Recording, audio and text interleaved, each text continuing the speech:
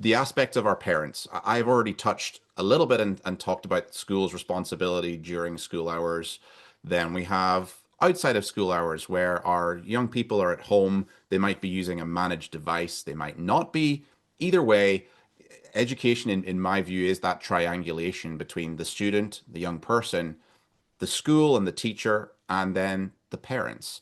And we already offer our parent portal functionality. I see it as a really important connection to be able to support that managed device when it's at home and give the parent that window in there. Oh, wrong way.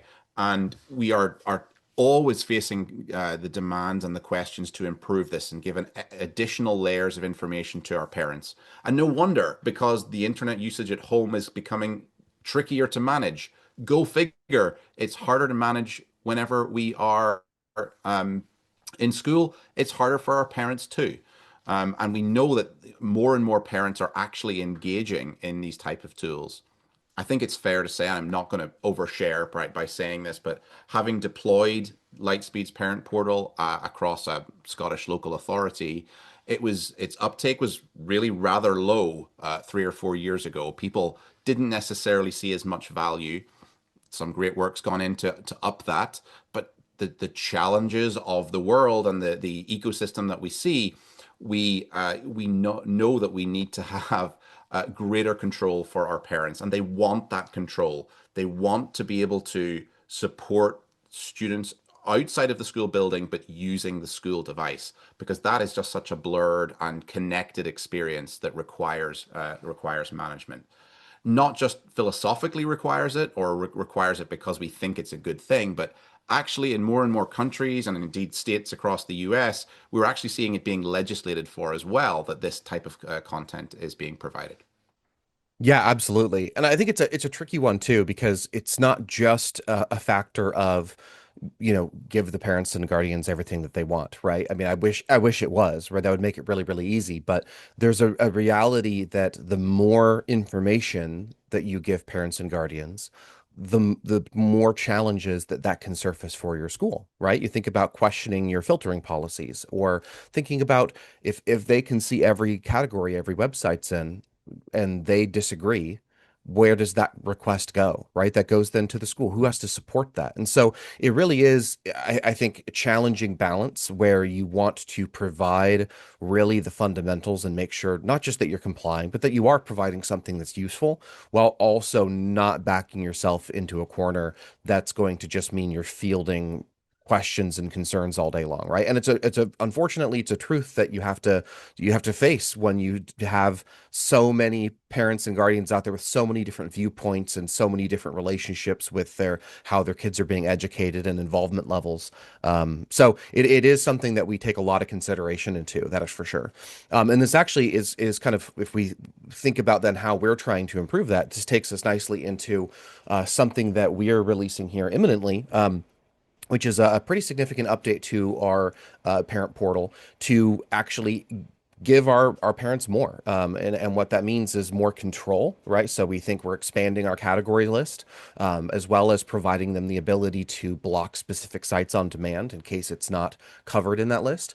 But probably the most importantly is the ability to set schedules. This isn't anything necessarily crazy new. I'm sure, some of you out there have probably heard of this this concept before. But when we think about wanting to make sure that parents are staying engaged, but in a positive way, one of the things that we saw is that having to go in and flip toggles on and off for bedtime every night is not necessarily the best experience. And so schedules are it's a simple concept, but what it does is incredibly effective, which is allows you to just set those repeated actions, right? You can set what access you want at different times of the day. You can have a bedtime, you could have a focus mode time, maybe a dinner time, custom times of whatever you want, allowing you to set time slots, days, etc. And then during each of those, broadly control what access is being enforced when, right? So you can cut out YouTube during homework time, but then you can turn off internet entirely at the end of the day, right? Those kinds of things. And so,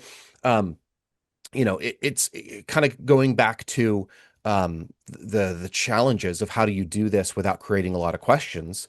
It meant that, for example, when we do all this, None of this is turned on by default. Each administrator picks and chooses exactly which features and things you deploy, right? You get to choose exactly what level of involvement is right for your organization. And then on top of that too, on the parent side, we can group categories together rather than having 100 different toggles, right? Of which is great for an administrator, but maybe not great for a parent or guardian. We can take things that are thematically similar and actually put them together, so that way the consistent feels more intuitive and again generates fewer questions for the admin. So a lot of thought goes into it, a lot of work goes into it. But if you are interested in rolling out this type of visibility to your parents and guardians, which you probably are considering the state of things all around us, definitely an exciting one, and is just going to make that much better, adoption better, engagement better, while also minimizing the driving new questions or concerns. It's great, and it's something we've been asked for a while, and we've debated in some of our sessions as to the categories that we show previously and that we're now going to show. And that's, yeah, it's an increased number, and we've had the pressure to both have more, to have less. That will always continue to be right. So we're having to Yep. sort of aggregate that across the, there are 35,000 schools, and the different countries that we serve and support, to try and find the right balance. I Yeah. guess, Matt, the right Def- balance is there in our ability to give the admin control. They may still yep. only choose to show those four, or they might expose all of them. That's what I like about the way that we've figured this out. Um, our schools, we believe, work very closely in partnership with us. They tell us what things we would like.